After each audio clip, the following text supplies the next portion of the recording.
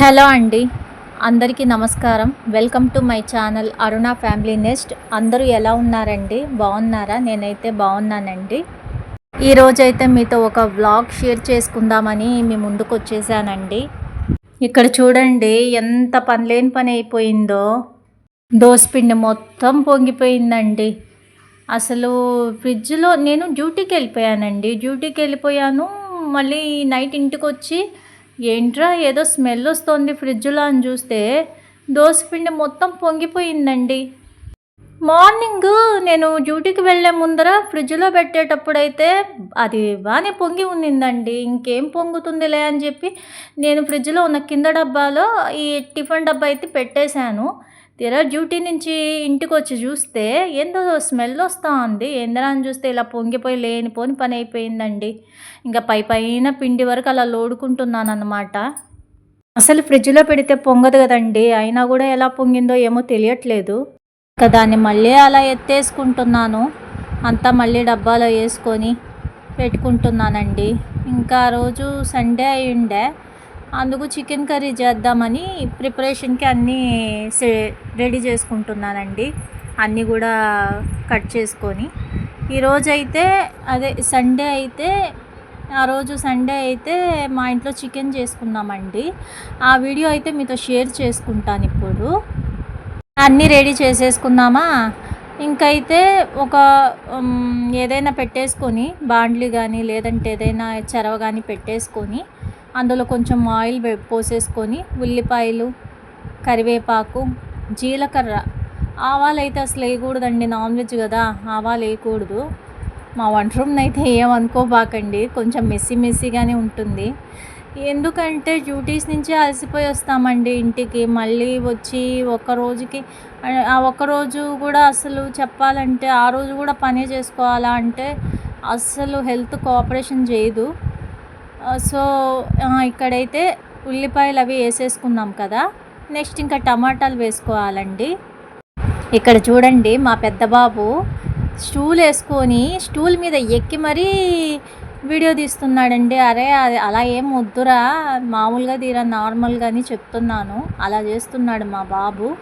మీతో అయితే recipe share చేసుకుందామనేసి అక్కడ మాట్లాడుతున్నానండి. ఈ విధంగా అయితే ఉల్లిపాయలు బాగా దోరగా వేయించేసేసుకొని ఆ టమాటా కూడా అందులో వేసేసుకోవాలి. నేనైతే నాన్ వెజ్ అస్సలు తిననండి. నాకు చిన్నప్పటి నుంచి కూడా అలవాటు లేదు నాన్ వెజ్ తినడము. చూడండి ఇక్కడైతే నేను టమాటాలు వేసేసాను. టమాటాలు వేసి దోరగా అయితే వేయించుకోవాలి. అవి కూడాను పచ్చిమిర్చి వేస్తారు చాలామంది, కానీ ఏంటో నేనైతే పచ్చిమిర్చి వేయను. నాకు కారం వేసే అలవాటు కాబట్టి అలానే నేను చేస్తాను. నాకైతే అసలు నాన్ వెజ్ అలవాటు లేదండి. మనకి ఇష్టం లేదు కదా అని మన ఇంట్లో వాళ్ళని కూడా అలా చేయలేం కదండి. మా హస్బెండ్ అయితే తింటారు, మా వారైతే తింటారు. కాబట్టి నేను మా వారి కోసం, మా పిల్లల కోసం అయితే మాత్రం షూర్గా చేస్తానండి. అలాగే నేను బాగా చేస్తాననేసి కూడా అంటుంటారు మా వారు కానీ మా పిల్లలు కానీ. వాళ్ళ కోసమే ఇంకా నేర్చుకొని చేస్తానండి. ఆ రోజైతే మాత్రం నాకు ఇక ఊరగాయే పిక్కలు వేసుకొని వేడి అన్నంలో పిక్కలు వేసుకొని తింటాను. ఇంట్లో వాళ్ళైతే బలవంతం చేస్తారండి, నువ్వు కూడా తిను అనేసి. కానీ నేను అస్సలు తిననండి. నాకు ఎందుకో పడదు. అసలు ఇంకా వండడం ఎలాగో నేర్చుకున్నాను అనిపించింది నిజంగా. నాకు అలా పడదనమాట. ఇక్కడైతే చికెన్ మొత్తం నీట్గా ఒక 4 times కడుగుతానండి. నేనైతే కడిగేసి వాష్ చేసి అందులో వేసేసుకుంటాను. ఇక్కడైతే అల్లం వెల్లుల్లి, కొత్తిమీర, ధనియాలు, చెక్క, లవంగ, ఇవన్నీ ధనియాలు లేవులేండి, చెక్క, లవంగ. ధనియాలు ఉంటే ధనియాలు వేసుకోవచ్చు, లేదంటే ధనియాల పొడి వేసుకోవచ్చు. కాబట్టి నేను ధనియాలు అందులో అయితే వేయలేదు. చెక్క, లవంగ ఇవంతా కూడా రెడీ చేసి పెట్టుకోవాలి. ఈలోపు ఇవి బాగా ఇంకిపోయాయి కదా నీళ్ళు. ఇంకా అందులో పసుపు కారం కొంచెం బాగానే పడాలండి, అప్పుడే బాగుంటుంది. పసుపు, కారం, ఉప్పు వచ్చేసి నాకు సాల్ట్ వేసానండి. ఎందుకంటే నేను రాళ్ళుప్పు వేస్తాను. రాళ్ళుప్పు నాకు అందాజ్, కానీ సాల్ట్ అందాజ్ లేదు. బట్ ఏంటంటే ఆ రోజు ఇంట్లో లేకుండే, అంటే సాల్ట్ ఉంది కానీ రాళ్ళుప్పు లేకుండే, అందుకనేసి సాల్ట్ వేసాను. మళ్ళీ ధనియాల పొడి, గరం మసాలా, కొంచెం చికెన్ మనకి ఇది ఉంటుంది కదండి, చికెన్ చికెన్ మసాలా పొడి అది కూడా వేసి కలుపుకోవచ్చు. ఇలా అలాగే ఇందాక మనం మిక్సీ పట్టేసుకున్నాం కదా, అవంతా కూడా అదే అల్లం వెల్లుల్లి కొత్తిమీర ఈ పేస్ట్ అంతా వేసి ఇందులో బాగా కలిపేసుకోవాలి. కలిపేసుకున్నాక మొత్తం కూడా కలిపేసుకున్నాక వాటి మీదే అంటే అవంతా పట్టేటట్టుగా ఒక 3 నిమిషాలు అయితే మగ్గించుకోవాలండి. అలానే సన్నమంట మీద ఒక 3 నిమిషాలు అయితే మగ్గించుకోవాలి. ఎందుకంటే కలిపి మళ్ళీ వెంటనే నీళ్లు పోసేస్తే అంత బాగుండదు. అందుకు ఆ తర్వాత మళ్ళీ పెరుగేసుకోవాలి. పెరుగేసేసుకొని పెరుగుని కూడా బాగా మిక్స్ చేసేసి మళ్ళీ ఇంకో 2 నిమిషాలు మూత పెట్టేసుకుంటే అది మొత్తం వాటర్ అంతా రిలీజ్ అవుతుందండి. వాటర్ అంతా రిలీజ్ అయ్యాక కొంచెం పెరుగు ఎక్కువే వేసుకోవాలండి. పెరుగు అయితే ఎక్కువే వేసుకోవాలి. ఏదో 1-2 స్పూన్లు వేస్తే మాత్రం పెరుగు అది చక్కగా అంటే అంత పర్ఫెక్ట్గా రాదు. నేను ఇది వరకు ముందు పెరుగు వేసేదాన్నే కాదు, కానీ తర్వాత నేను కూడా అప్డేట్ అయ్యానులేండి.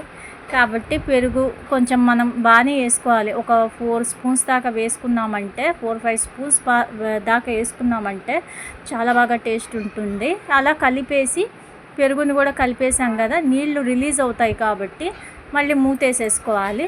మూతేసేసుకొని తర్వాత ఒక 3 మినిట్స్ తర్వాత తీస్తే బాగా ఇంకిపోయి ఉంటుందండి.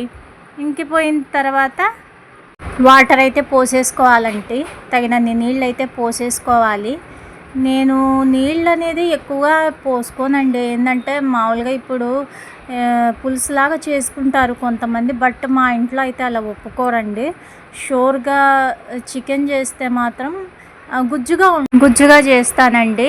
అప్పుడే మా ఇంట్లో ఇష్టంగా తింటారు. తర్వాత ఇక మూత పెట్టేసుకొని బాగా ఉడికిన తర్వాత తీసి ఈ విధంగా కొత్తిమీర చల్లేసుకోవాలి లాస్ట్లో. ఈ విధంగా ఉంటుంది.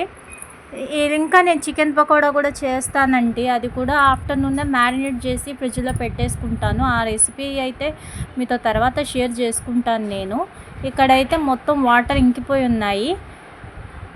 చికెన్ అయితే రెడీ అయిపోయింది. ఇంకా మీకు ఈ వీడియో ఎలా అయితే అనిపించిందో నాతో అయితే కామెంట్లో షేర్ చేసుకోండి. నచ్చితే లైక్ చేయండి, షేర్ చేయండి. Please subscribe to my channel friends.